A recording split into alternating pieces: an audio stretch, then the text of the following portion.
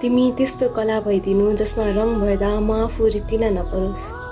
तिमी राम्रो हुँदा म आफूलाई पनि उस्तै राम्री देख्न सकौँ। तिमीलाई गरे जस्तै माया म आफूलाई पनि गर्न सकौँ।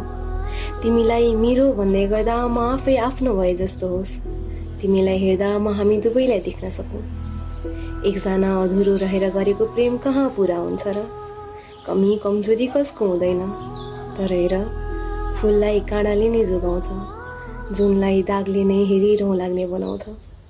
तिम्रा कमीहरूले पनि मलाई तिमीतिरै तानुन्। मेरा कमजोरीहरू देखिसकेपछि तिमी मेरो हात अझ कसेर समाउनु। तिमीलाई जितेर त मलाई पुग्नु कतै छैन, तर सधैँ म मात्रै हार्नु त भएन नि। तिम्रो भागको खुसी खोज्ने कुरा गर्दै छैन म, तर मेरो खुसी अटाउने ठाउँ पनि त हुनु पर्यो नि।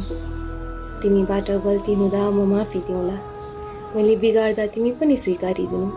मैले बिस्तारै जोड्दै जोगाएको सम्बन्ध तिमीले झिङ्गा ढलाए जसरी नभत्काइदिनु। तिमीलाई पर्खिँदा त्यो छटपटीमा मजा आओस्। तिमीलाई भेटेपछि फेरि पर्खिन मन लागोस्। तिमी प्यारो सबैको हुनु, तर तिमीलाई मेरो म मात्र भन्न सकौँ। तिम्रो बाटो फेरि म पछ्याउने छैन, तर तिम्रै लागि म निस्वार्थ स्वार्थी भन्न सकौँ।